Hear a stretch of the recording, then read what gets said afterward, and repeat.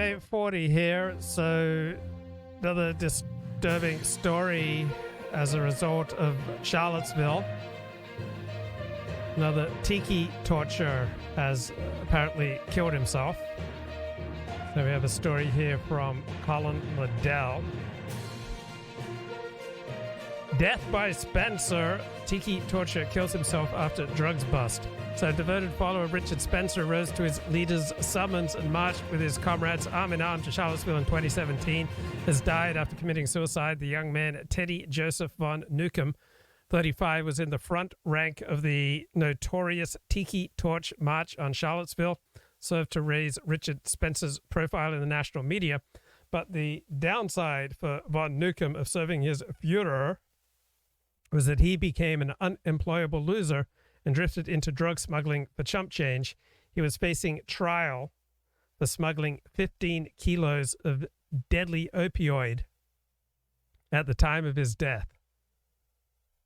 Okay, let's have a look here at this Daily March article. Torch-wielding neo-Nazi who shot to notoriety during 2017 Unite the Right riot kills himself after absconding from fentanyl trafficking trial. Shot himself at his Missouri home January 30th. So sounds like marginalized movements attract marginalized people like this guy. So he was due in Arizona on a drug smuggling charge. He was a married father of 5 children under age 9. This is outrageous. He was a married father of 5 kids aged under 9. One of the most recognizable neo-Nazi faces at the 2017 Charlottesville rally. He was arrested March 17, 2021, entering the U.S. from Mexico, found with 15 kilograms of fentanyl pills in his car. He was paid $215 to smuggle it. I remember I had a therapist who said, you give yourself away. You sell yourself out so cheap, just like this bloke, right? I mean, a father of 5 young kids was found dead by his wife outside of their spacious $400,000, mansion. Wow. So he became interested in Nazi Germany during high school as an adult. He changed his name from Teddy Landrum and nod to his German heritage. So yeah, people who change their names tend to be much more high in the personality trait of neuroticism, which means feeling negative feelings. So he traveled to Virginia for the 2017 Unite the White March. He was among the TIKI torch-carrying white supremacists who paraded through the city chanting, "Jews will not replace us." Here he is seen far right in a black T-shirt.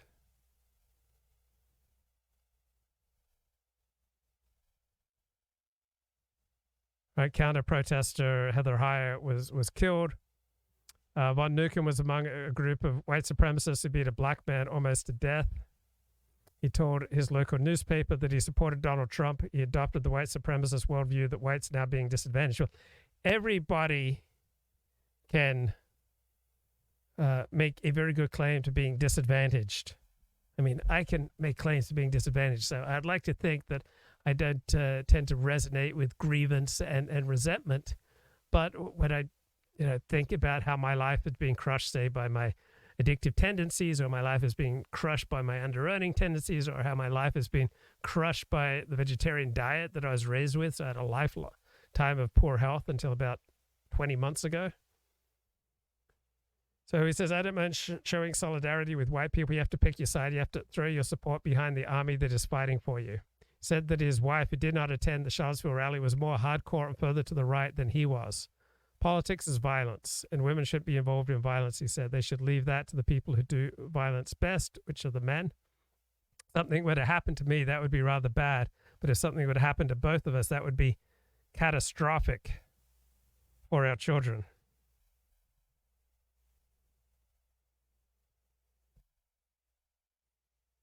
So, I mean, he lived in a beautiful Missouri home with his wife and 5 kids.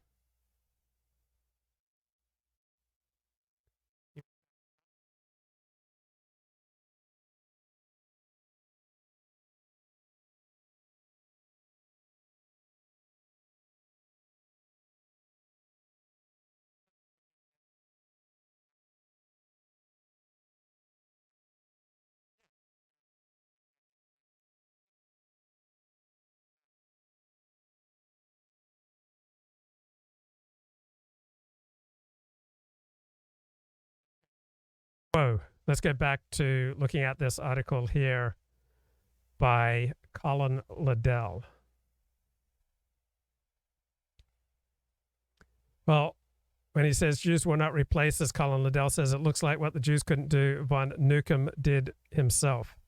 There has been a growing toll on those mixed up in the movement that Richard Spencer led in 2015, 2016, 2017, with several young alt-righters taking their lives. Since the civil case for damages launched against Richard Spencer, several other participants in Charlottesville, former alt-right leaders, worked hard on Twitter to distance himself from the movement and make amends for his past mistakes. Okay, I'm not aware of Richard putting that much effort into making amends for his past mistakes. I'm unaware of that. He seems to be quite circumspect at taking much responsibility for his past mistakes. I'm just not aware of him putting much effort into making amends to people he's harmed. I mean, hundreds of people are worse off because they encountered Richard Spencer. So what exactly is he doing to make amends for this? Recent months, Richard has famously supported Joe Biden, NATO, and Ukraine's struggle to defend itself against Putin's invasion. And Sargon of Akkad, a.k.a. Carl Benjamin, tweets, Hogwarts Legacy is basically a swag test. If you play it, you have swag. If you're too cowardly to play it because you're worried you're going to get bullied by a bunch of crazed trans lunatics, you have no swag. Richard Spencer says, Carl, if you're over the age of 13 and playing a Harry Potter video game, you're officially a massive dork. One can only imagine, writes Colin Liddell, how demoralizing this U-turn must have been for Richard Spencer's former fans. 2021, Cameron Paget, student who organized speaking events by Richard Spencer at several universities, killed himself at age 33. Just last year, Martin Rojas, another Richard Spencer alt-right foot soldier, reportedly killed himself as well. Remember, kids, do not get involved in the emotional roller coaster of dissident politics unless you are tough enough to take the inevitable knocks and bruises. So a lot of people think that they're tough enough to take the inevitable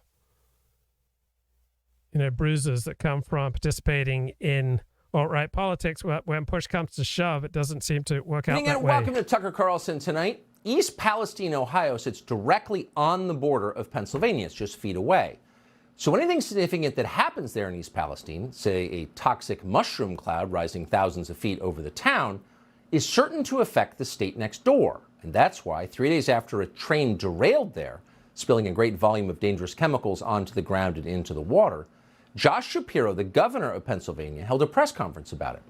Shapiro announced that authorities had decided to set those chemicals on fire, and that was a very good thing. No one should be unduly alarmed. The burning of these chemicals, Shapiro said, had gone, quote, as planned. Officials on the scene, meanwhile, declared the burn, quote, perfect. Mike DeWine, the governor of Ohio, agreed with all of this. The people in charge, the railroad's engineers, and the state officials overseeing them had everything under control. So 2 days later, evacuation orders for residents were officially lifted, both in East Palestine and over the border in Pennsylvania. That was last week. In the subsequent days, a lot of people have wondered out loud, was it really a wise decision to light thousands of gallons of vinyl chloride on fire, releasing a World War I-era bioweapon into the air over a populated area? Was that a good call? And was it really safe 2 days later for people to go back to their homes? And if it was safe, how do we know that?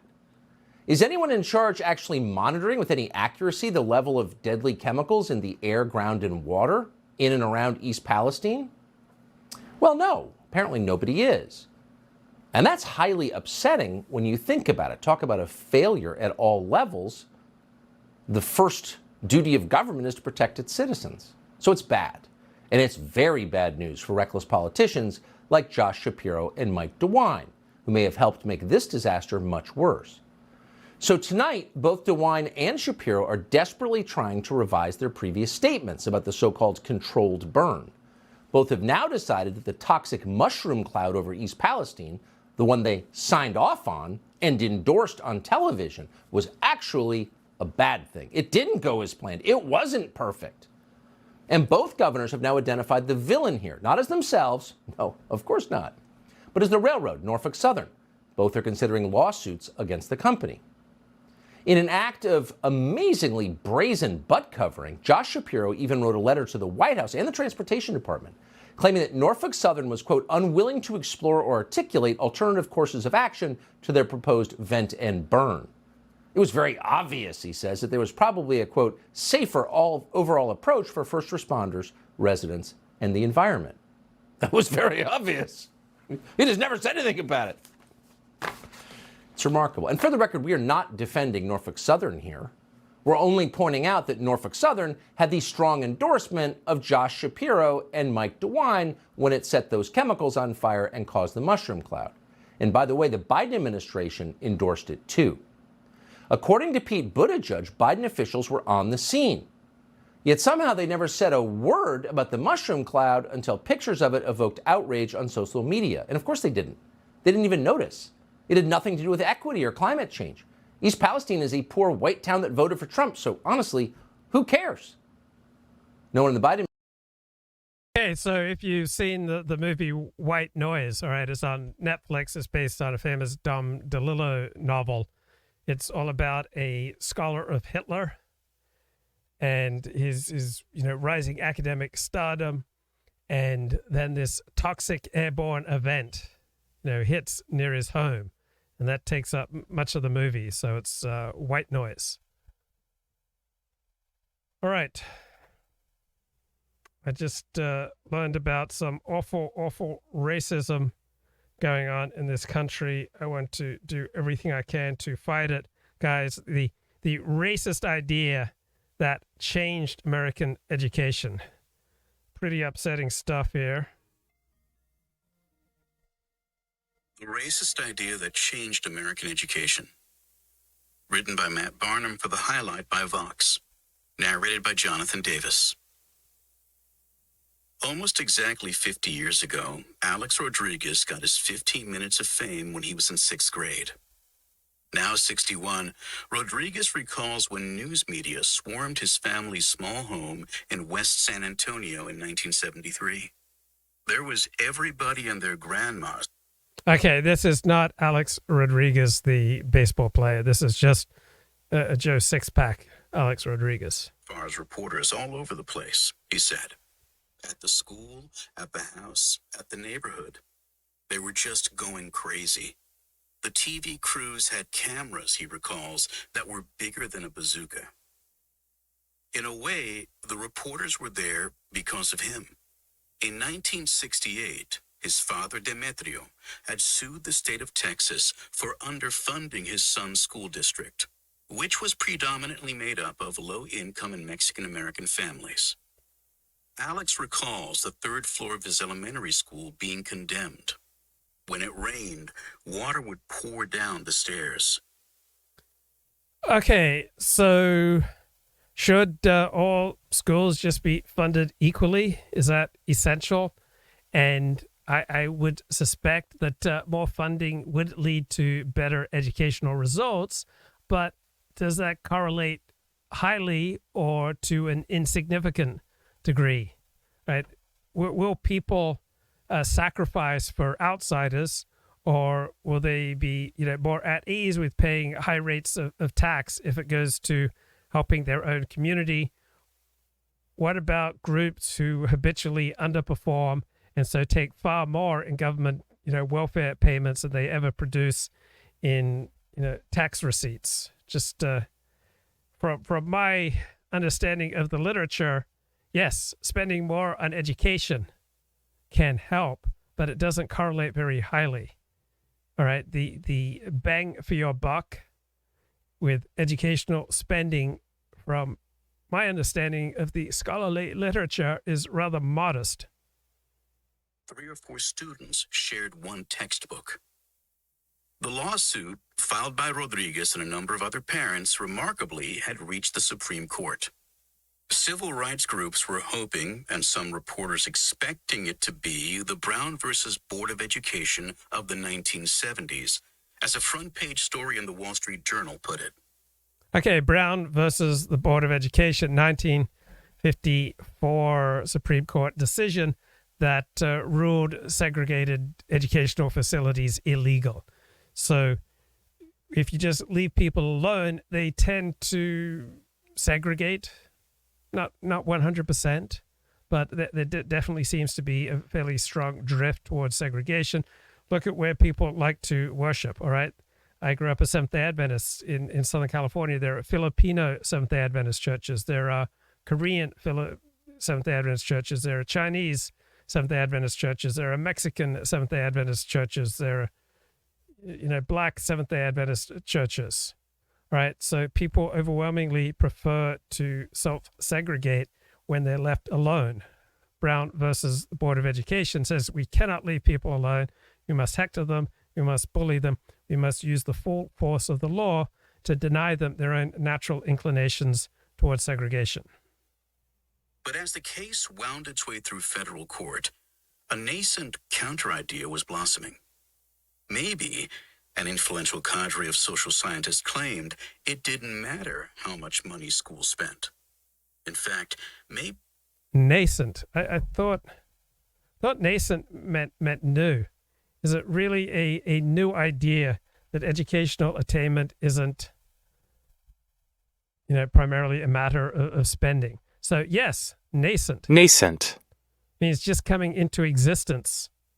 No, the idea that educational spending is not going to be the primary factor in how large groups of people learn, right? That's not nascent. That idea has been around for a long, long time.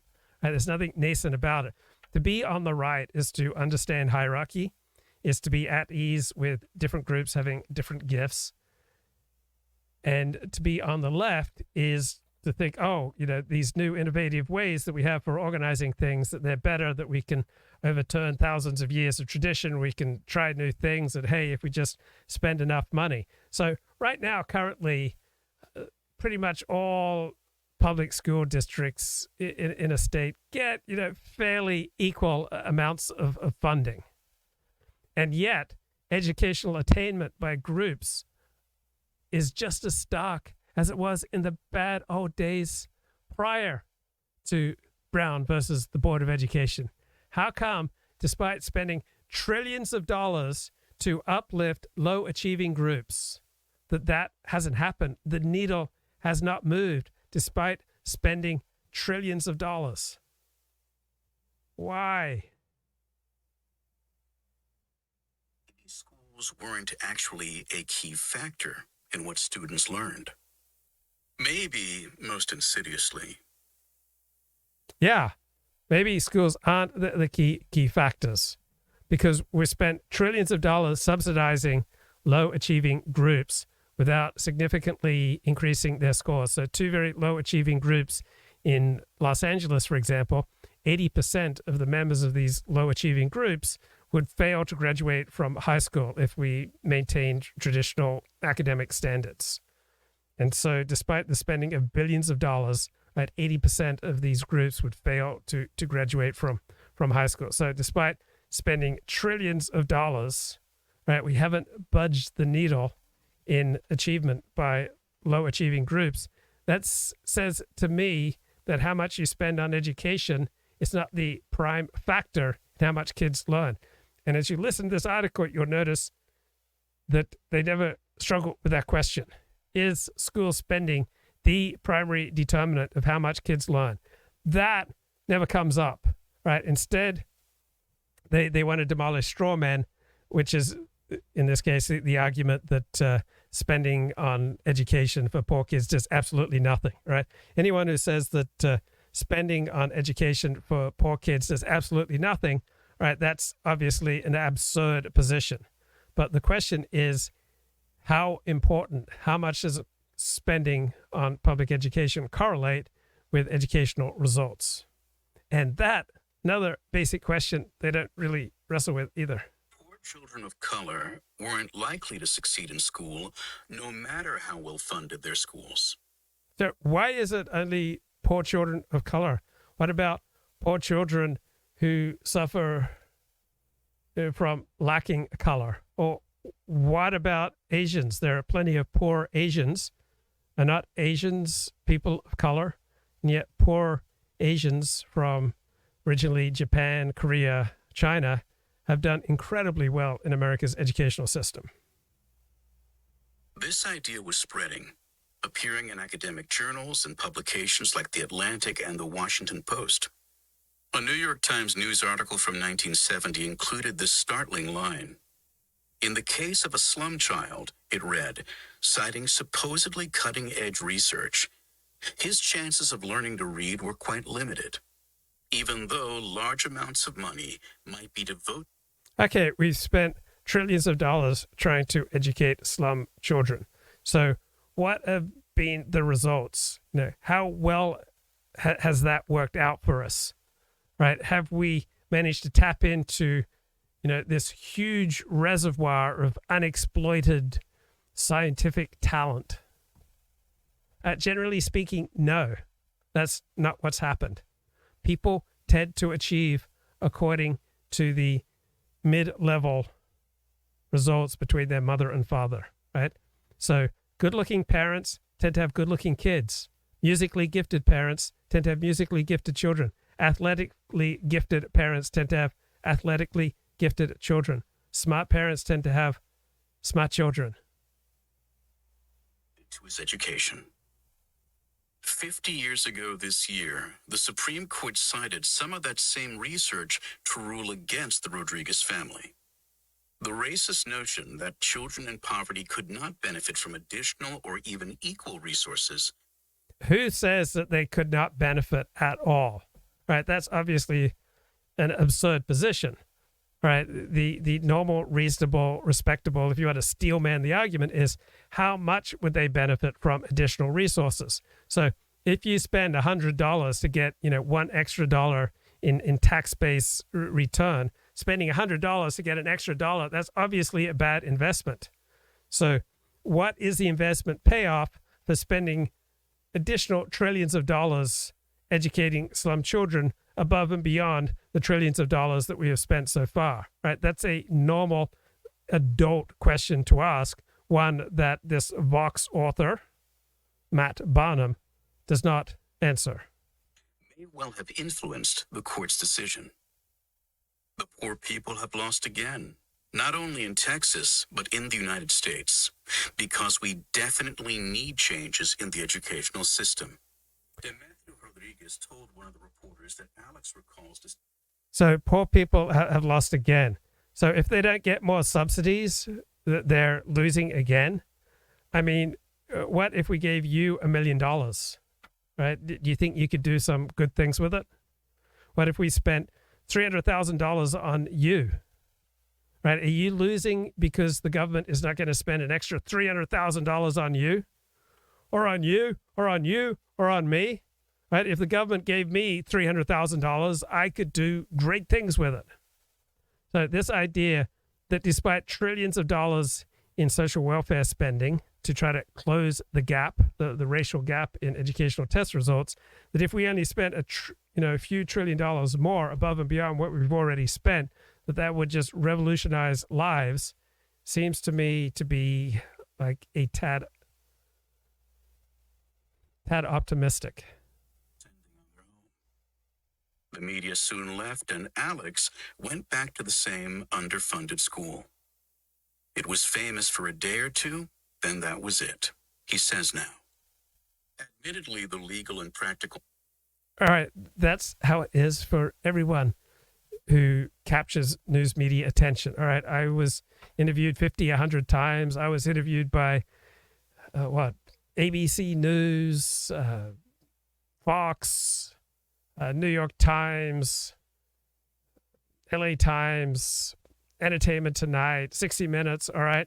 And then the media left. They're left. Where are they? I've just been, left on my own 2 feet. It's like, it reminds me of all those women who pose for Playboy, and then it irks them, it bothers them, it fills them with resentment and rage. Like, why doesn't Playboy then take care of them for the rest of their lives? They got naked for one, Playboy layout, and then they're shocked, they're appalled, they're horrified, they're disappointed, they're let down, they're deeply hurt, they're left feeling vulnerable and used and exploited, because then Playboy doesn't automatically take care of them for the rest of their lives. So someone who commands news media attention because a major lawsuit was filed on his behalf. Not because these individuals had anything extraordinary about them, but they were used by political and educational activists to, try to get something done. Right? There's nothing extraordinary about these particular individuals who suddenly got a ton of news media attention. 40, have you burned through $300,000 quite a few times? Well, I have never been a big spender. So I have lived between $500 and $1,000 a week. Those have been basically my living expenses since 1995. So 1995 to, 2005, 2010, I was living pretty much around $500, $600 a week. The last 5 years, my living expenses probably around $8,000 a week. I think that's a big spender. I just took a 3-month holiday in Australia. So in terms of like lost earnings and expenses, so I was probably out $9,000 for taking that 3-month trip. Year before, I took 2 months off. I was out about $6,000 for that trip. Don't think I'm a particularly big spender. Merits of the court's 1973 decision in San Antonio Independent School District versus Rodriguez are complex and up for legitimate debate. In the long run, the ruling was not the devastating blow to funding equality efforts that many advocates feared. Funding gaps due to property taxes have narrowed or fully closed, in part because state courts stepped in after the Supreme Court stepped aside. But that often took decades, and the decision had a lasting impact. It left multiple generations of low-income children like Alex Rodriguez in schools with lesser funding. This is particularly troubling because So you can always think of a reason why you have been victimized, but that's not a particularly effective tool for going through life. It doesn't make you happier. It doesn't make you more effective. So what does make you more effective is having a sense of gratitude for the good things that have come your way. Right? This family, these kids, right, who initiated this lawsuit, they were better off materially, educationally, than 99.9% of people who ever lived. And yet they have this resentment, right? They're better off than 99.9% of people who ever lived, and yet they're filled with resentment. You can always think of, reasons to be resentful. Frugality is the way, says the chat. Well, I particularly value my time, right? I love to have as much time as possible to pursue doing the things that I love to do, such as reading and walking and hanging out with friends and seeing my family and talking to you and making podcasts. All right. Those are some of the things that I love to do. So I try to carve out an absolute maximum amount of time to do the things that I love to do. And in exchange for that maximum of freedom, I'm willing to give up a significant amount of income and, all sorts of other components of a normal life. But just the sheer gall of people who have it better off than 99.9% of people who have ever lived, and yet are just, complaining that their school district only gets 80% of the funding of, some rich school district, which is filled with people who pay considerably more in taxes than they ever take out in government services, as opposed to this district, which is dominated by people who take out far more in government services than they ever pay in taxes. 40. Do you find yourself randomly talking to the big cheese and expressing your gratitude? No, I don't talk a lot to God. So I tend to have a fairly distant relationship with God, just as I had a fairly distant relationship with my father. And writing out what you're grateful for doesn't, generally speaking, tend to do much good, even though that's a practice that I've adopted for years and years and years.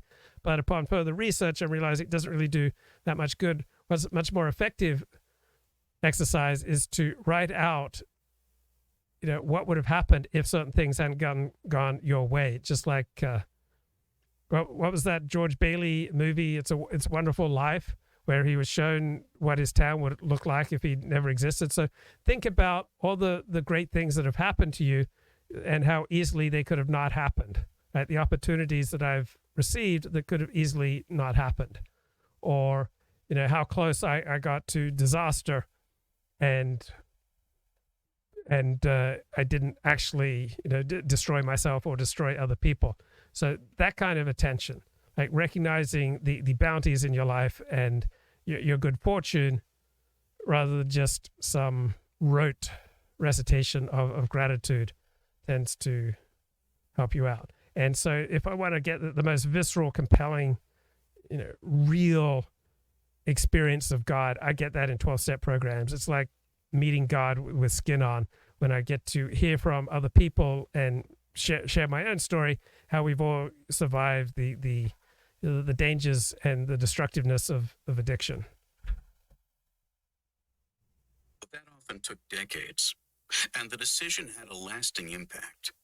It left multiple generations of low-income children like Alex Rodriguez in schools with lesser funding. This is particularly troubling because schools with lesser funding, all right? They got more funding, more opportunities. They're materially better off than 99.9% of people who ever lived. And yet the focus here in this article and in this type of thinking is, how they've been screwed over by the system. Right? We can all think of ways that we've been screwed over, and thinking about that tends to raise your levels of resentment, tends to make you less happy and makes you less effective at life, and you see reality less clearly than if you go through life with an attitude of gratitude. Because more recent evidence has found a meaningful link between spending and student success. Still, question isn't if there is any kind of link. The question is, how big is the link? Right? Are there other more effective ways of spending money? And you notice this article doesn't really want to delve into exactly how big is the correlation, how big is the link between spending and educational results. Still today, thanks to the Rodriguez case, the Constitution does not protect the right to an education. A recent effort by students in Detroit to garner some federal right to quality, adequately funded schools failed. For half a century, the decision has effectively closed federal courts to students and families seeking a better education. On a Thursday morning in May 1968, hundreds of students walked out of Edgewood High School on the west side of San Antonio. They held signs. Every student in America does. Hey, this is library. All right. Do you think that these kids who walked out because their school district only gets 80% of the funding of some big, rich school district? Do you think we're talking about future nuclear scientists, rocket scientists, fantastic doctors, innovative entrepreneurs here? No, these are lazy, easily led, deluded kids focusing on resentment. I suspect that they will go on to lives where they consume far more in government resources than they pay in with their taxes. Deserves a great education. Where is ours? We want a gym, not a barn. Better. Oh, that's the education they want. They want a gym. They want a better gym. They want more funding for a better gymnasium. Wow, sounds like some serious scholars here. Better library, better teachers, better schools. They marched to the superintendent's office with a list of demands. It was a sign of the civil rights-infused times, the era of rising expectations among minority groups like the Mexican-American young. Any thoughts on co-ed versus single sex? So my general presumption is that generally speaking, most people, most of the time, are better off hanging out with members of their own sex, particularly teenagers. I think generally speaking would probably be better off going to a single sex school. But I had co-ed education, don't have any complaints about having a co-education, but it seems to me that you'd be able to concentrate much better on your schooling if there weren't members of the opposite sex around. gangsters of the city, as the local San Antonio Express put it. A number of parents had joined in the protest and soon organized the Edgewood Concerned Parents Association. When I heard kids saying they didn't think they could make it in college because of their high school education, then that's when I decided it was time to do something. One parent said. Demetrio Rodriguez, a sheet metal worker, military veteran, and then a father of 3 young boys, was among those frustrated parents. The group initially targeted their ire at district officials, concerned that they were self-dealing or hoarding money. But then they met with a local lawyer, Arthur Gotchman, who pointed out that the district got dramatically less funding than others in the area. Maybe the school's problems stemmed not from mismanagement of money, but a lack of it. Since the advent of public education in America, property taxes had been schools' biggest source of funding. And because So overall, American schools are funded, better than almost all other first world schools. Caller, you're on the air. Welcome to the 40 show. Hi, Luke. Blessings. First time, frequent caller. Blessings. Blessings to you. Mega dittos. Dittos. Back at you, man. What is it? Giga dittos to you, dude. Bro, thank you. I'm not worthy. Well. Yeah, hearing this stuff, it just puts me back with some conversations I've had with people over the years. And now it's completely in context. And before, it was always mysterious. And now, knowing what I know now, post Red Pill, it's so blatantly obvious. And it's like, we're eventually going to have to be able to talk about this stuff, frankly. And by frankly, you mean recognizing that different groups have different gifts? Yeah. And what that all means. Yes. And how it explains the world, rather, It's such a simple phrase, isn't it? But it's just absolutely, useful for understanding reality. Just like marginalized groups attract marginalized people. Go ahead. Yeah, you're right. I've been doing some thinking. Be careful. So last time we spoke, we were sort of hypothesizing about you having a sort of AM radio talk show that aired over the Pacific Northwest. Yes. Right. We were sort of planning that out, gaming it out, seeing how it would work. And so I've been doing a little intellectual heavy lifting in my off time. And I wanted to share the fruit of that fruit experience. Of the loom. The fruit of the loom. Yeah, fruit of the loom. That is my cranium. So when you're listening to the radio, like commercial radio, and there's an ad, and then in between the ad, there's like this reintroduction to the programming. So here's Sean Hannity. There's that little thing that transitions you from, advertisement back into content, right? And often this voice, they call the voice of God. You aware of this term? Yes. It's always that deep, resonant, cinematic voice that is super authoritative. Like, here's Luke Ford, boom. And then you continue with the content, right? So, and often these are some sort of one-liner jokes done in the voice of God. On your more cheeky radio stations, it'll be like a one-liner kind of joke or something a little bit tongue-in-cheek, right? And there's a range of these. So I've been composing these for you. Oh, some bumpers. Some bumpers. Yes, excellent. They're called bumpers. So now you have to. So I was hoping I could share some with you. Now I actually written them down, but I'm not in front of my computer, so I'm gonna have to try and do them from memory. But I had at least 10 written down, but I don't know if I can recall all of them. So I'll just go with a few that come to mind. Okay. Okay. Is this a good use of program time? I don't want to force you into this. I hate to talk about myself, but. Okay. So try to imagine that you're driving sort of like on a desolate plain of American highway in the Pacific Northwest. And this is what you would hear, right? So that your audience is like a truck driver hauling wood or something, or hauling logs, or hauling ass. You know. So this is, and you also have to remember that your competition, right? The competition in this market are talk shows that are talking about Bigfoot. Yeah. Right. So UFOs.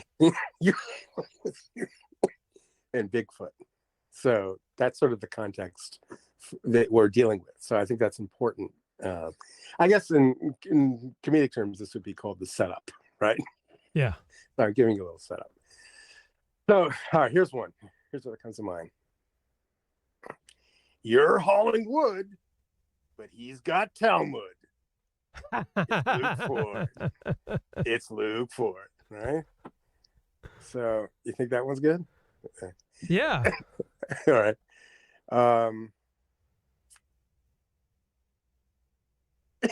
Okay. His yarmulke covers all of Yakima. It's Luke Ford. All right. So there's that one. He's met Bigfoot, and Bigfoot's gay. Here's Luke Ford.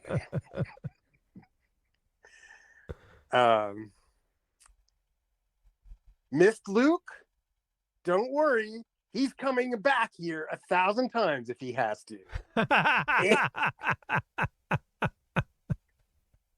You think that would go over well? They don't do this to me. They don't do this to Luke. Yeah. They don't do this to us. Yeah, let's see. Have you even read John Locke? Yeah. I have some more. I'll call them some more when I look at my notes, but I've been jotting these down.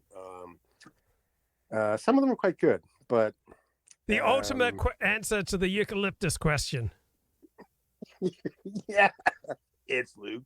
See, now I think if you started writing these yourself, Luke, I think this would be the impetus, the catalyst to get you eventually moving those wheels towards getting you on sort of terrestrial radio. You think that's A, is it desirable, and B, is it possible? Yeah, yes, and yes. The last line of defense against invasive species, the Luke Ford Show. Yeah. Pond scum doesn't, what is it? We could do one with pond scum. Because pond scum doesn't allow any competitors. No. Oh yeah. Yeah. We gotta do something about some species that do you not care about outgroups? Well then the Luke Ford Show is for you. That was one of them actually. It was, he doesn't care about outgroups, and neither should you. So you have such a rich mind that you could draw from. So it'd be so funny to see the look on someone's face, drive in a truck, scanning it, having that come over the airwaves. The ultimate friend enemy distinction, the Luke Ford Show. Yeah, or how about this one? He used to work in porn. Now you can get him on the horn. Who decides the state of exception? Luke Ford does. Yeah. So, I don't know. So what about this news? Am I supposed to take this seriously, Luke? All this UFO stuff? You can take it seriously that people yearn for a more magical and enchanted world. Yeah, but this just seems so in your face stupid, are we really that at the point? Is this the decline of IQ that Ed Dutton has been prophesizing? Is it now here? I mean, I think it is here, but I don't think that's what's going on, because we did the same thing when Sputnik launched in the 1950s, right? America went crazy when Russians launched the first satellite that orbited the Earth, and they thought that America was in peril, and there was like a major, change in the American ethos and the American educational system, even though America wasn't imperiled because the Russians first launched a satellite. So I think people viscerally feel something when China sends a balloon overhead. It's probably a normal, natural, understandable response that, hey, the country's in peril. So you think there's real fear associated with this, or it's not completely media driven? Oh, I think it's real. No, I mean, everyone, can viscerally relate to the, everyone with an IQ under 120 can viscerally relate to the, Chinese balloon story. I think that's very real. I don't think this is a media creation. This is very much an ordinary American reaction. Interesting. Because I was in the camp. I'm probably still in the camp that it is just a complete concoction. I mean, doesn't the government lose credibility? Doesn't the government sort of have to keep the sort of upper end of the IQ spectrum engaged meaningfully? And doesn't like this story just kind of estrange people from the government? I can't even take them seriously now. It just seems like everyone's joking now. No? No, I mean, I think high IQ people have, more than enough to keep themselves occupied, so they don't need the government to occupy them. No, I think this is a genuine bottom-up fascination with the Chinese balloon. I don't think it is at all a top-down artifice. Just like Sputnik. I mean, America went crazy with Sputnik. Do you think this is the first balloon that's floated over American airspace, or is this just... No, but it's the first one that's captured our attention. Yeah, and so that's what I mean. Like, if it's probably an everyday occurrence. It's just now we choose to pay attention to it. So it seems like a crisis. Well, I don't think people saw them before. So I think this is the first time that a sufficient number of people saw one and were perturbed. So it was popular reaction that forced the Biden administration to act and then overact.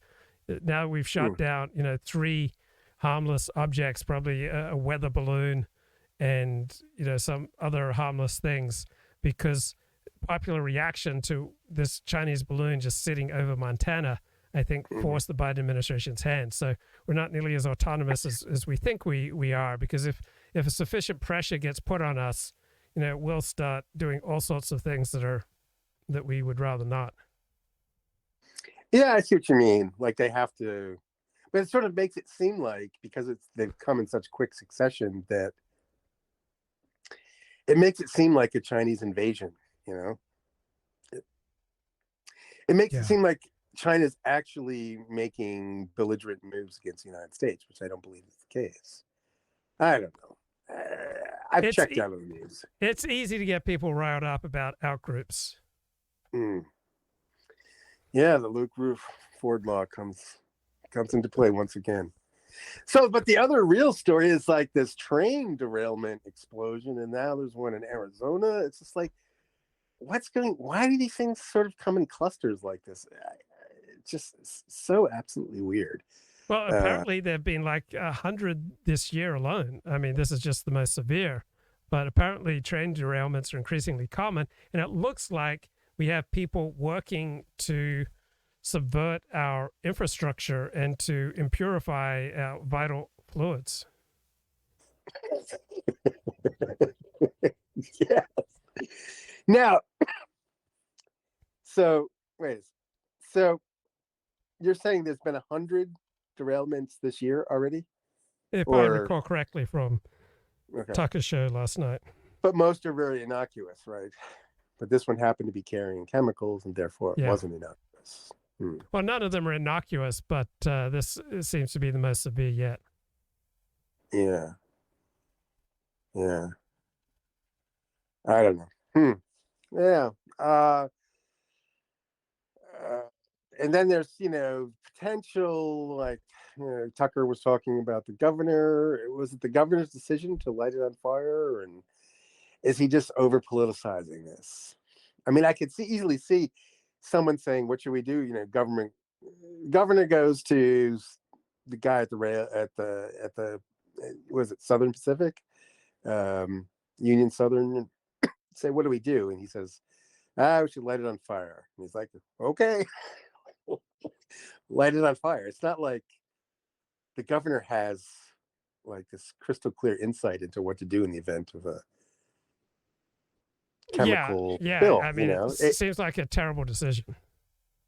It does. It does. In retrospect, obviously, it seems like a terrible decision. But in the moment, it felt good in the moment. I mean, I love lighting things on fire. I don't know about you. No, but it might have seemed like the rational thing to do, right? I'm not blaming the guy. I'm not trying to exonerate this guy. I'm just trying to say, like, I can see it's like observers you're either an actor in a situation or you're an observer, right? And an observer always has this beautiful 20/20 perfect insight after the fact, right? After all the experts have weighed in, they sort of imagine themselves being armed with that same knowledge in the present moment when the event happened, right? So like people criticize like Elon Musk for making this business decision or that business decision, and then and if it turns out to be the wrong decision, they say, well, he's stupid, right? Well, the fact is Elon Musk probably made the best decision he could make with the information that he had at the time, right? But we all put ourselves in the position of being in complete command of all the facts at every given moment, and it's only through idiocy that we disregard that perfect information. Do you see what I'm trying to say? Yeah. No, I agree with you. I think people, generally speaking, do what they believe to be best. Right. And I I've made stupid decisions. You've made stupid decisions. Really? Yeah. You know, and like, it is just like this this weird sort of schadenfreude and petulance that the average news consumer has, that wants to just kind of, finger wag and condemn somebody for a situation which they would have done probably no better. It's just it's just human nature. It's just amusing to watch. So anyway, I wasn't like brimming with insights. I was just checking in, dude. Blessings, man. Great to hear from you. Okay, blessings. Blessings. I'll be listening with rapt attention. Okay, thanks, Elliott. Great to talk to you, man. All right. Good night. All right, bye. Okay, bye-bye. All right, let's get back to this article here from Vox about rape.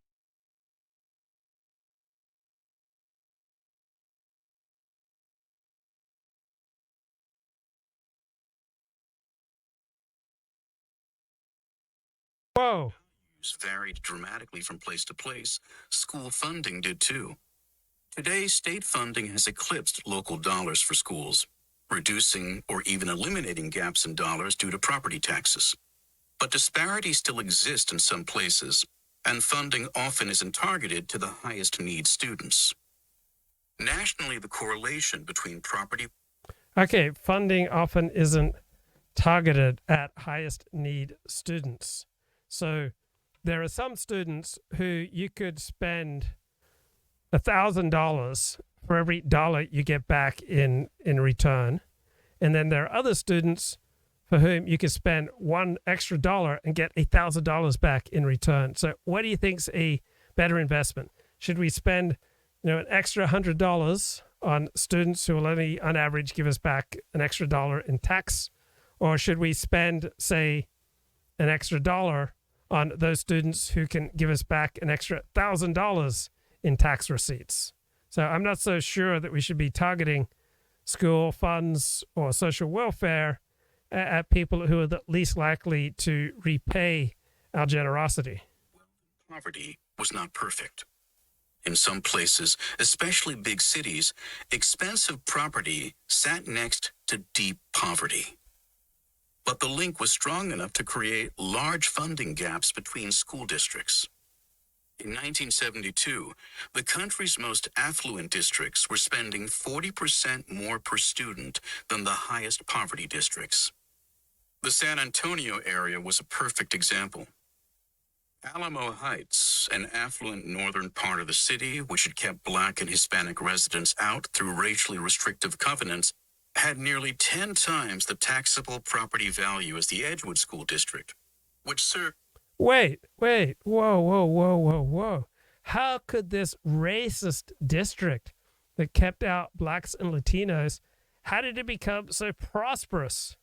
I mean, I thought, racism was anti-prosperity. It was, anti-excellence. I don't understand how these districts that practice, racism then go on to be highly successful, right? Economically prosperous, high social cohesion, high social trust. I thought racism was a bad thing that led to terrible results. Now you're telling me that these districts that practice racism received excellent results. This is blowing my mind. This is turning upside down my whole understanding of reality. I thought if you did racist things that you would be punished, that you were opposing reality, that you were on the wrong side of history. Now this left-wing article is telling me that these racist districts went on to prosper, enjoy high social trust, high social cohesion, mega prosperity. Mostly low-income Mexican-American children. The consequences then were preordained, and state and federal funds couldn't make up the gap either. When all the funding was added up in 1968, Edgewood schools received making up the gap. So we've spent trillions of dollars to try to get more equal results for educational returns, and we've made virtually no progress. So I would suggest that being obsessed with egalitarian educational results is as stupid as being obsessed with, say, equal egalitarian sporting results between different groups. All right. Some groups are really good at basketball. Other groups are really good at football. Other groups are really good at badminton. $356 per student compared to $594 in Alamo Heights, just a few miles across town. That translated into big differences in what the schools could offer. Teachers in Edgewood were paid much less than those in Alamo Heights. Probably because of that, half of them had only substandard credentials, compared to 11% in Alamo Heights, which also had more staff per student. Class sizes in Edgewood were an average of 28 kids. Alamo Heights had a counselor for every 650 students. Edgewood had one for every 3,100. Despite being in southern Texas, just 1 in 3 Edgewood classrooms had air conditioning. On July 10, 1968, with the support of Gotchman, who took the case pro bono, Demetrio Rodriguez and several other San Antonio families filed suit against Texas's school funding system, which they claimed violated the Equal Protection Clause of the Constitution by discriminating against low-income Mexican-American families across the state. I thought, I ain't got nothing to lose, Rodriguez said later. Maybe we could do some good. Okay, so they want better teachers. I've got a suggestion for better teachers, right? Do away with affirmative action, right? Make teachers pass basic literacy and numeracy tests. Now, that will make the teaching profession less diverse. It'll also make it more excellent. This article seems to want more educational excellence, right? How about doing away with affirmative action? How about instituting some basic literacy and numeracy testing for teachers if you want excellence with teaching? But far from San Antonio, a small group of social scientists had begun to question the importance of money in public education. Instead, some researchers implied, or even stated outright, whoa, very hurtful. Laponia says I need a haircut. Bro, I just trimmed the sides. All right, I figure I can hold off getting a haircut for about a month now. Right, I was about to shave it all off, but then I thought, oh, let me just get rid of the sideburns and let me just trim the sides. What do you think? I mean, don't you think that's like a great job I did? I bought myself an extra month before I have to shave everything off. So, I'm very like Century City, very Manhattan up front, but I've got a guys, I've got a mullet. I got a mullet. I'm all business up front. I'm party in the back. I'm Century City up front. I'm South Central in the back. And you're telling me that I need a haircut, man. Blame for low student performance lay mostly with low-income families of color themselves. The 1964 Civil Rights Act had included a provision requiring the Federal Office of Education to produce a study on inequality in education. Many assumed it would show the need for more investment in segregated black schools. 2 years later, the federal government released the results, which stunned many educators and policymakers. The massive analysis of close to 600,000 students showed large gaps in test scores between black and white students, but didn't find much evidence that better schools or more funding led to higher test scores. Lagging student achievement, lead researcher James Coleman concluded, was mostly due to the home and the cultural influences immediately surrounding. Look, we need to talk about my hair. So the feedback I get is that for every one person who wants me to shave my head, there are like 20 who prefer me with, medium to long hair. So Laponius, you are a voice in the wilderness. Like, the consensus is overwhelming. I mean, the people have spoken. They prefer me with hair rather than, just completely shorn off and, looking like a child. Rather than schools or money. The study produced the astounding proposition that the quality of the schools has only a trifling relation to achievement, wrote politician and Harvard professor Daniel Patrick Moynihan, who evangelized the Coleman Report as it came to be known in speeches and articles. Coleman's data set was unprecedented, but his methods for teasing out the impacts of funding on student outcomes were crude. He couldn't follow individual student progress over time or isolate the effect of an... Okay, this article is incredibly crude, right?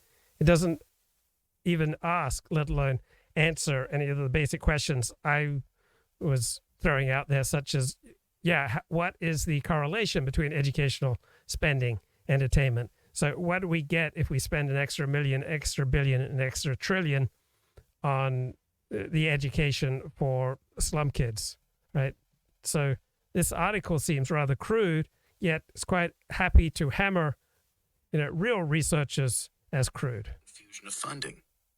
Coleman's analysis was not only wrong, but generated misunderstandings that remain sadly pervasive today, wrote Stanford professor Caroline Hawksby in a 2016 retrospective.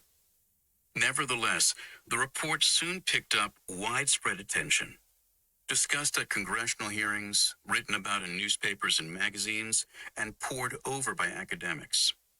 It also drew notice because it came soon after the 1965 passage of Title I, the first major federal education funding stream and a key piece of Lyndon Johnson's War on Poverty. Coleman's conclusion that families mattered more than schools. So how has the war on poverty turned out? Well, in between the two extremes, the American spending on poor people has helped out the quality of life for America's poor people. But obviously you can't take away most of their problems, because most of their problems are their own creation. So we can spend more on schooling for poor kids. We can spend more on trying to take care of poor people, and we can help people, right? We can help the most vulnerable. We can help the poorest. We can help the least intelligent, right? So I'm in between the two extremes. One extreme says, no matter what you spend on the poor, no matter what you spend on the vulnerable, right, it's not going to shift the needle. Yeah, you can definitely shift the needle. So I guess I'm with liberals there. You can shift the needle with poor people if you spend enough money. I'm with the right in recognizing that hierarchy and group differences are just an inherent part of life. I don't rebel against that possibility. though I recognize a significant role for government and for society to try to make life as good as possible for our fellow citizens. Bolster another high-profile report of the era, The Negro Family, The Case for National Action, written by Moynihan and published in 1965.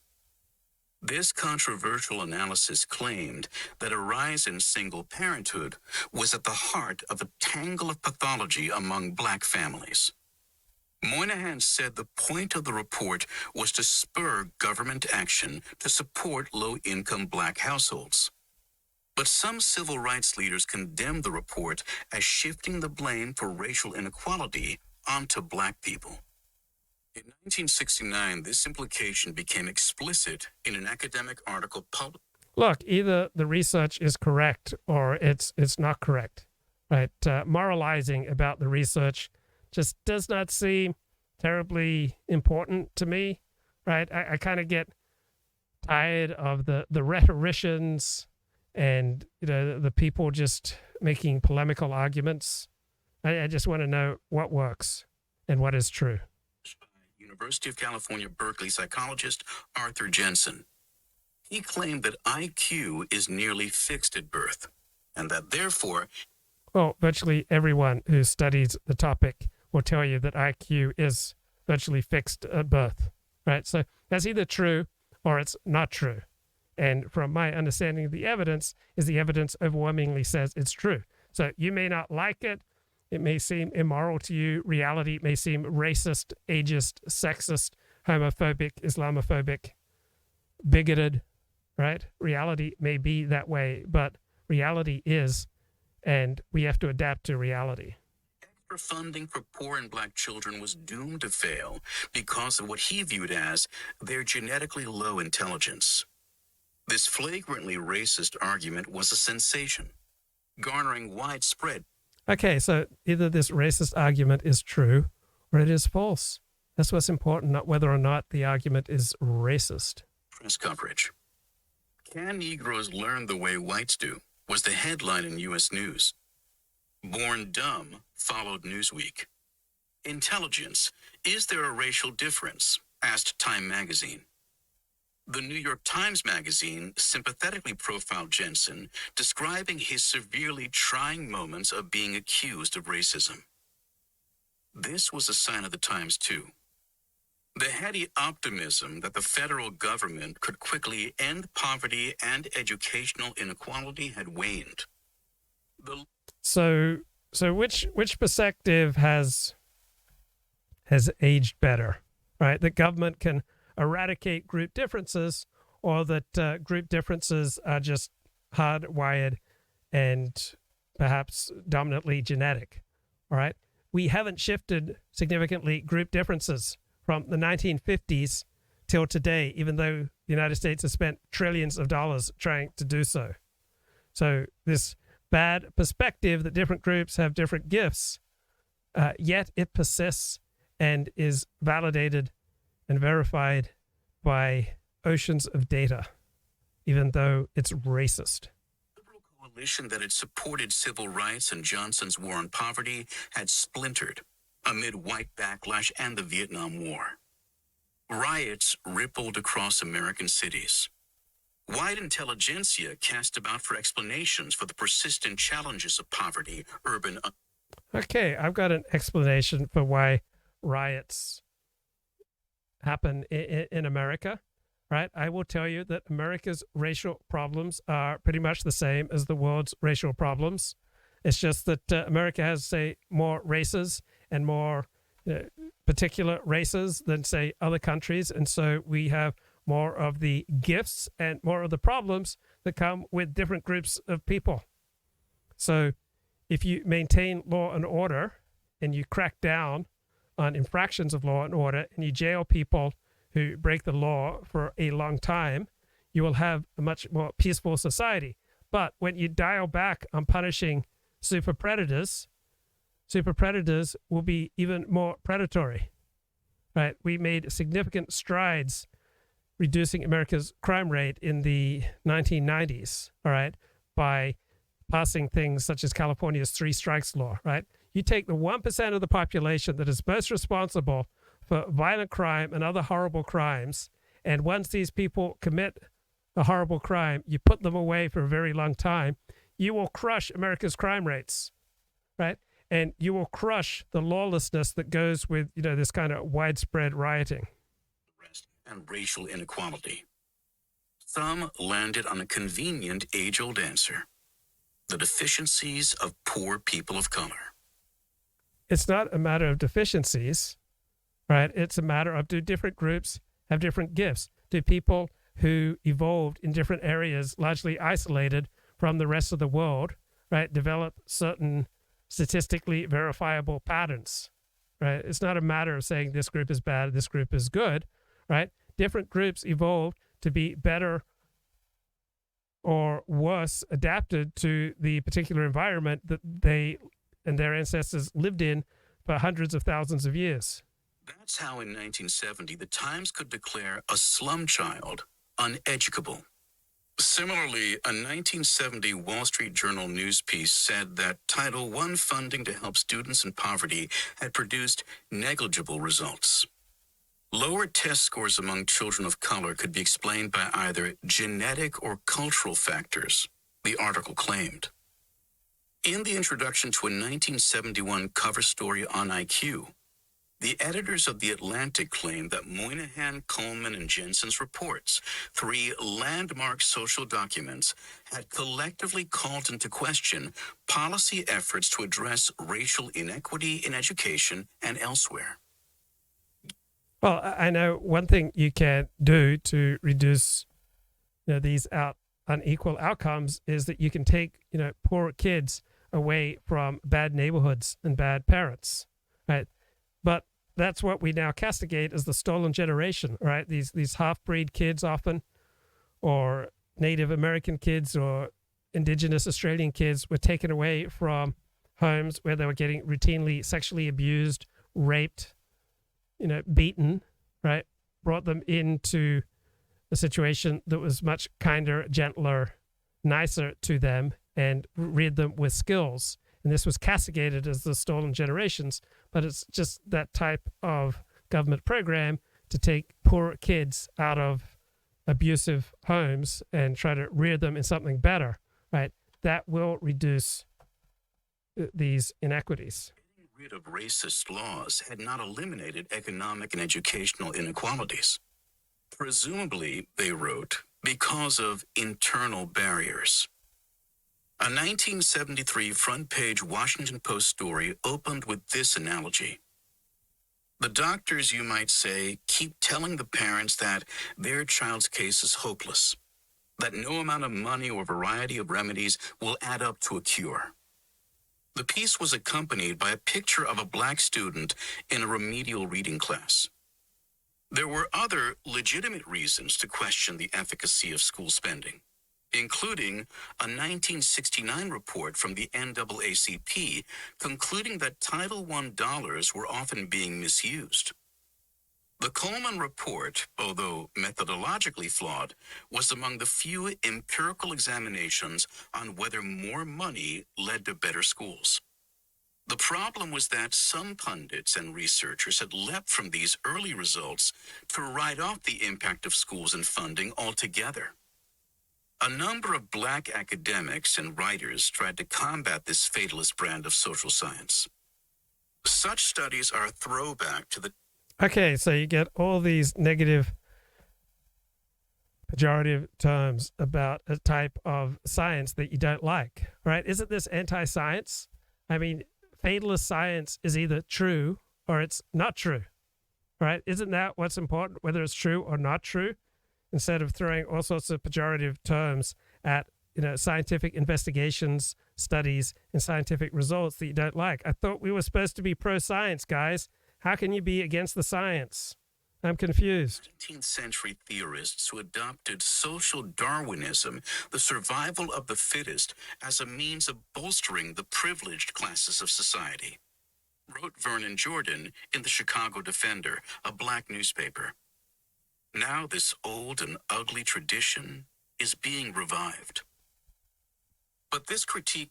Wait, they don't put any effort into invalidating on factual and logical grounds why the type of scientific research they disapprove of is wrong. All they do is call it nasty names.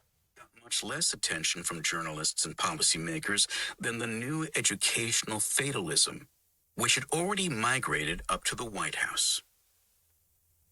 Wait, how is this educational fatalism new? Right? This has been a dominant way of thinking for hundreds and hundreds of years. What exactly is so new about it? Later serving as an advisor for President Richard Nixon, Moynihan sent the president an excerpt of Jensen's paper on race and IQ, as well as two later memos that referenced Jensen's claims. In a 1971 memo prompted by the Atlantic article on IQ, Moynihan claimed that psychologists believed that there was a ranking of the major races by intelligence: Asians, Caucasians, and then Africans. Moynihan expressed some anguish. Okay, so psychometric results haven't changed in the 50 years since, despite the spending of trillions of dollars. So why exactly is this 1950s, 1960s scientific research wrong? Over this and described the conclusion as not settled. He also recommended Nixon not give up on social programs altogether. Others were more fatalistic. White House advisor Patrick Buchanan, who later mounted bids for president, wrote a memo about the same article, saying it cast doubt on extra education spending. Every study we have shows blacks 15 IQ points below whites on the average, he wrote. During a phone call with Moynihan, Nixon endorsed the idea of a racial hierarchy of intelligence. What was said earlier by Jensen is probably very close to the truth, said Nixon, who appointed 4 of the justices who in just a few years would decide Demetrio Rodriguez's case. But in 1971, 3 years after filing the lawsuit, Rodriguez still had good reason to be optimistic. In December, he and the other San Antonio... Yeah, he has good reason to be optimistic because he is materially better off. He is socially better off. He is culturally better off than 99.9% of people who ever lived, right? You have the blessings of living in the United States of America, and yet you got this huge chip on your shoulder that your school district only gets 70% of the funding of the affluent school district. Come on, man. Won a major victory in federal court. The current system of financing public education in Texas discriminates on the basis of wealth. A 3-judge panel concluded unanimously.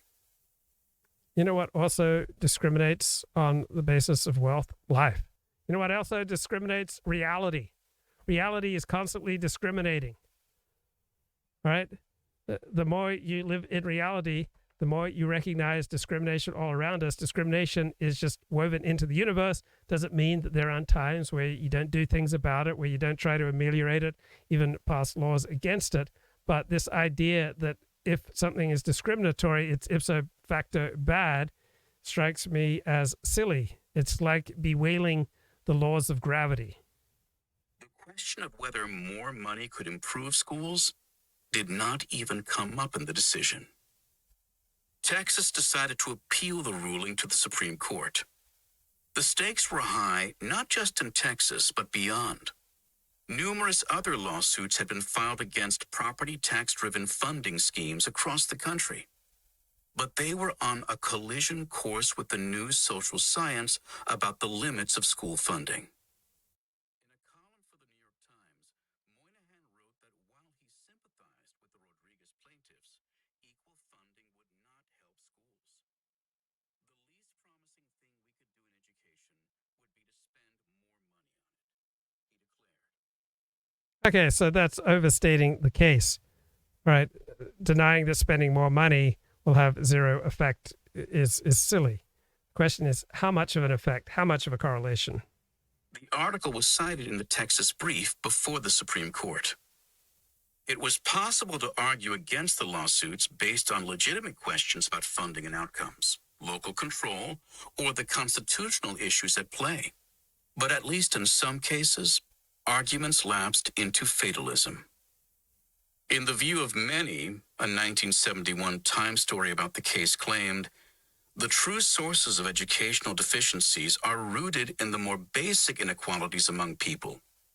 And no amount of reshuffling of tax dollars, however just, is going to change that. Do we as legislators have the responsibility to compensate for inadequate home life? Wondered an Oklahoma state legislator, as quoted by the Times.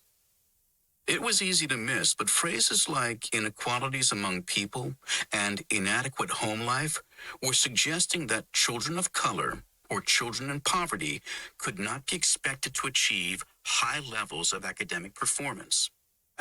No, the question was, could these particular kids, achieve at an equal rate with other groups, and how effective is it for their own welfare, for their family's welfare, for the community's welfare, for the nation's welfare, to spend trillions of dollars more on public education?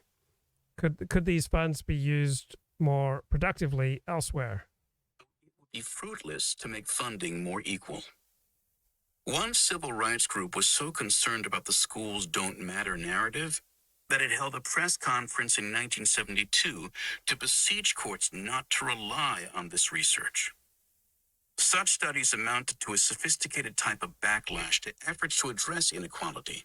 Okay, beseech means, cry, wail, get all emotional, use moral arguments, use emotional arguments. Why not just use logical, factual, and rational arguments to show why the scientific research that you're decrying is wrong? Why the need for emotional, moral arguments? Don't you have any factual, empirical, logical arguments? Said Kenneth Clark, a prominent black psychologist whose research was cited in Brown versus Board of Education. No matter. Attorneys defending Texas' school funding scheme had seized on this research. Beyond some minimum, there is reason to believe that there is no relation between expenditures and quality of education, lawyers for the state wrote in their brief before the court. Justice Lewis Powell, whom Nixon had appointed to the Supreme Court in 1971 and who had previously served on the Richmond and Virginia school boards, wrote the majority opinion in San Antonio versus Rodriguez. It was a 5-4 ruling, with the 4 recent Nixon appointees forming the crucial majority bloc. If it had reached the court a bit earlier, it could have easily gone the other way. Powell concluded it simply wasn't the court's role to meddle with complex funding formulas. Legally, Powell said that poor children and families do not warrant heightened constitutional. Why not leave this to the political process?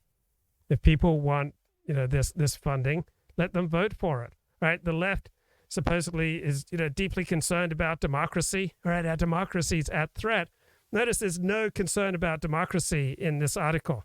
Right? There's no consideration about, maybe we should allow people to vote for representatives to carry out the policies that they want. No, the left frequently wants this kind of thing ipso facto, de jure, de facto, carried out from top down. Just have the U.S. Supreme Court make rulings that force everyone else to go along. Let's take these questions away from the political process.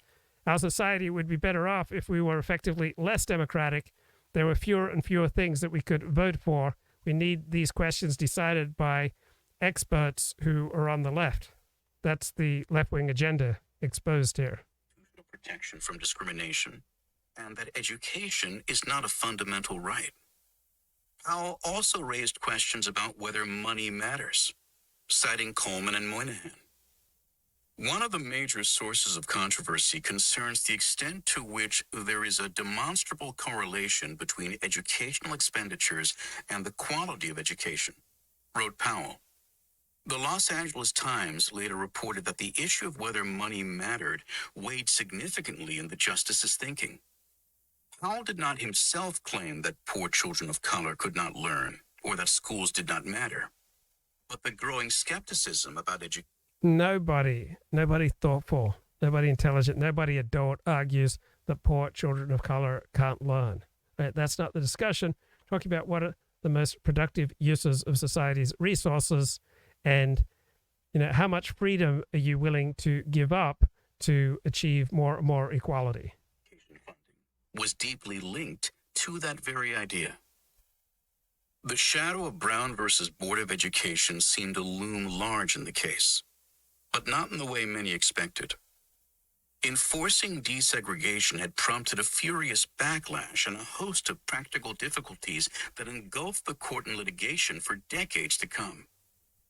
Deciding for the plaintiffs in the Rodriguez case, Powell wrote, would have led to an unprecedented upheaval in public education. Of course, Brown had led to such an upheaval, but Powell seemed to conclude that it simply wasn't worth it this time. Powell felt that it would lead the Supreme Court into morass, like Brown versus the board, recalls Mark Udoff, a lawyer who worked on the case for the San Antonio parents. It was a fear of being dragged into this unknown terrain. Yeah, it's a fear of the democratic process. It's a fear of allowing people to vote for representatives to carry out their laws. That's what this fear is. We can't allow this sort of thing to be decided by democracy. We need more rule by experts, right? We need an elite few to make the most important decisions, right? Rule by experts, not rule by the people's representatives. That probably was the strongest factor. To Justice Thurgood Marshall, who had spearheaded the Brown litigation as a lawyer for the NAACP Legal Defense and Education Fund, the majority opinion was a betrayal of Brown. The majority's holding can only be seen as a retreat from our historic commitment to equality of educational opportunity. He wrote in dissent. What historical commitment to educational equality of opportunity? I mean, reality has always been hierarchical. So let me get to the chat. 40, have you interviewed Aaron Brockovich? No, I never have. Is universal academic education beyond roughly age 13 a good investment for society? I'd be happy to just go wherever the evidence suggests. So in Australia, most kids left by age 16. Until about 20 years ago, only about 5% of Australian high school students went on to university. Only about 25% of Australian high school students went through 12th grade. Most of them left after 10th grade. So it seems to me that schooling, probably universal schooling, is usually the best thing for people up until about age 14, 15, 16. That's what I suspect.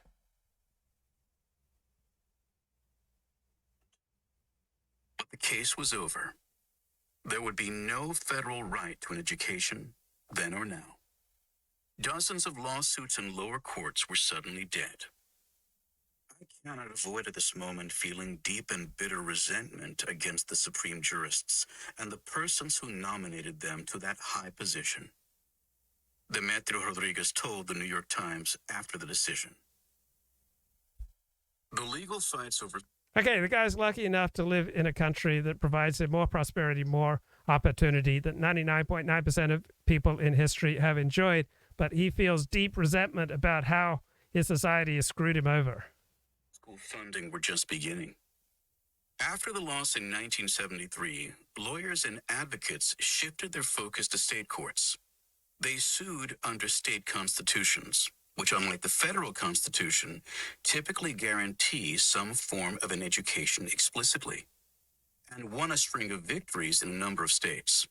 That included Texas, where Demetrio Rodriguez and other parents won a decision in 1989, which eventually resulted in some property taxes from wealthy areas being redistributed to poorer communities, a scheme dubbed by Texas politicians as Robin Hood. I cried this morning because this is something that has been in my heart, said Rodriguez at the time. My children will not benefit from it. So Nikki Haley apparently running for U.S. president. Does she have anything to offer aside from charisma? And she can be good on TV. But I don't see any depth there. I have no reason to feel any sense of excitement over Nikki Haley. But there is nothing can do about it now. Meanwhile, the debate about money in schools had also shifted. In the decades that followed Rodriguez, many politicians and researchers continued to question whether more dollars bought more learning. But this contention became much less linked to racist and classist assumptions about which children could learn. Instead, it focused on whether public schools were functional enough to use money effectively. More recently, the debate has shifted once again. In a seminal 2016 paper, 3 economists found that children benefited when their schools got extra money due to a state court order. Okay, so I'm happy to go wherever the evidence suggests. I don't have such a strong ideological commitment to either perspective. If it becomes dominantly empirically clear that spending more money on public school education will be better for society, then I'm down with it. Other research examining different funding changes has generally reached a similar conclusion. Students, particularly low-income students, typically do better when schools get more funding. The results are very, very consistent, said Karabo Jackson, a Northwestern University economist and leading researcher on school funding. The vast majority of these studies find positive effects on student outcomes. Yeah, but how big are these positive effects? What's the correlation? What's the bang for the buck? Research in the wake of the Coleman Report has also shown that while out-of-school factors like poverty do affect student learning, schools and teachers matter too. Of course. The above history might give us pause before too quickly accepting the confident claims of social science. But at the least, the new research has erased any scientific veneer behind the claim that money or schools don't matter. Wait, really? It's just totally erased that? I mean, who has argued that money and schools make no difference whatsoever? All right, we're talking about how big of a difference. We're talking about correlation. We're talking about bang for the buck, guys. Still, the court has not seriously reconsidered the Rodriguez decision. Instead, in 2009, it reiterated in even stronger terms that money is unlikely to improve schools. Admittedly, what the school funding system would have looked like today had the Supreme Court ruled differently in Rodriguez is unknowable. Jeffrey Sutton, a federal judge and former clerk to Lewis Powell, has argued that state courts proved better equipped to deal with local funding complexities and ended up successfully addressing the funding disparities in Texas and elsewhere. These court decisions really did help chip away at school funding disparities, although it took time. By 1992, the funding gap between poor and non-poor districts was down to 20%. Okay, so for the last 30 years, the funding gap is relatively minor, and yet group differences haven't shifted significantly. What does that say? Come on, Vox. States began making up for property tax differences. Presently, the gap, contrary to conventional wisdom, is basically zero on a national level. Edgewood, for instance, receives similar funding as Alamo Heights all these years later. But other legal scholars take the view that federal courts abdicated their responsibility and could be doing more. They point out that funding gaps still do exist in certain places, and that there is a consensus that children in poverty need not simply equal funding for their education, but more. In 2016, a handful of students in Detroit filed a lawsuit in federal court seeking a right to read. After a fleeting victory before an appeals court, the full circuit court vacated the decision. In the end, A right to read? So without spending $1 trillion more in government spending, these poor kids just have no right to read. They are being prevented from reading. Plaintiffs managed a meager settlement with the state of Michigan in 2020. Governor Gretchen Whitmer promised to seek $94 million in extra funding for the city's schools, but to date, it has not been funded. It was nearly 50 years after Rodriguez, but the decision loomed large. It also has loomed in the background of Alex Rodriguez's life. After the decision, his schools, not surprisingly, didn't change much. In the years that followed, the funding gap between Edgewood and Alamo Heights actually grew larger. Rodriguez graduated from high school in 1979 with little idea of what to do next. No one at the school had suggested he go to college. Oh my God, that's awful. He graduated high school with little idea of what to do next, and nobody apparently suggested he go to college, which is the norm in Australia, norm in most of the world, is you don't go on to tertiary education. How this poor man has suffered.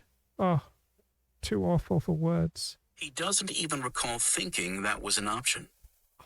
Rodriguez worked for a while at an auto parts store and then got a job driving a city bus. Why would they leave Rodriguez alone? Why won't they leave Rodriguez alone? Why do they have to keep stamping on his dreams of a tertiary education? That for 36 years, logging over 2 million miles.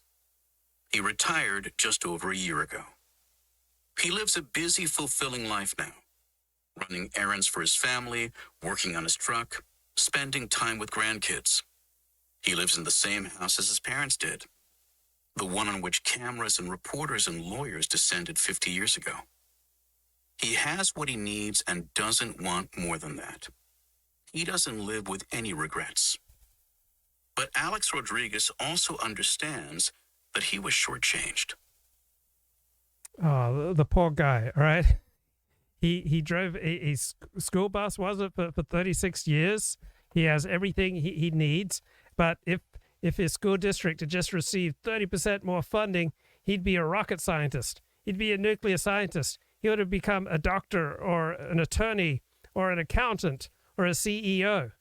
No, he ended up in a job that was excellent for him. There's nothing dishonorable about driving a school bus. And you could have funded his school district at twice the rate that it received funding. And Mr. Rodriguez here would not have gone on to become some award-winning scientist, entrepreneur, record breaker in business or in academic scholarship. Okay, that's it for tonight. Take care. Bye-bye.